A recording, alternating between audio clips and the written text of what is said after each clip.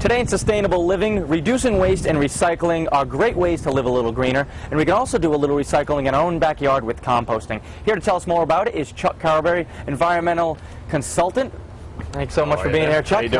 Coming over from Ecotope. Why don't you tell us a little bit about, first off, what do people actually use to compost? Because I don't think people actually know what things are compostable, if that's even a word. Yeah, I mean, any backyard greens you can use, leaves or grass, and also your greens from your kitchen, so peppers or lettuce that's left over from your salad, those kind of things. Breads are also fine. The only things you really can't do are greasy meats and that kind of thing. Now, you're going to actually kind of show us how we can go about composting with this little contraption. So why don't you grab our leftovers that we actually had from one of our cooking segments, which works out perfect there. Absolutely, it's perfect. This is actually our morph unit. These are made here in Rhode Island by our company. What it does is allows air transfer in this unit to actively compost your materials right in your backyard. You can close this up. Vermin cannot get in. Flies can't get in. Once it's closed and composting, it doesn't smell. So you have some old vegetables that were take just your kind of left vegetables, over. you put it in here. We already have an active compost going. You dump that in.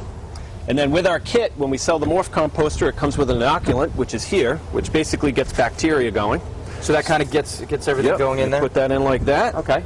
And then all you do is you have these browns. This is a material that we also produce. It's a shredded cardboard called Composter's Companion.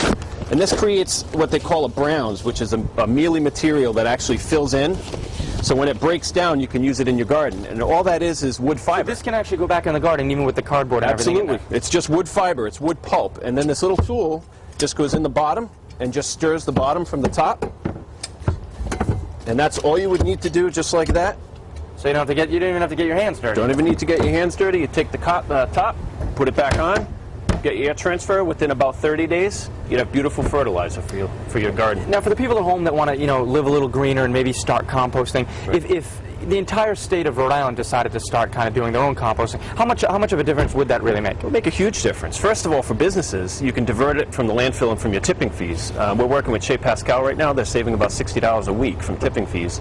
And it's not going in our landfill, so it's not filling the landfill. So you can divert up to 40% of your trash from the landfill, which has an infinite life. So you want to make sure we extend the life of the landfill. And again, like you mentioned, you can use it back into your gardens and stuff like that, so you can actually, what are some of the uses you can use it around it's a real valuable property? material. You might pay $8 to $10 a bag for fertilizer, and if you have this material, it's the perfect nature's fertilizer. It works very, very well in the garden. Beautiful. Thanks so much, Charles. All right, thank you. Always a pleasure. For more information on composting and Ecotope Environmental Services, just head over to the website foxprovidence.com.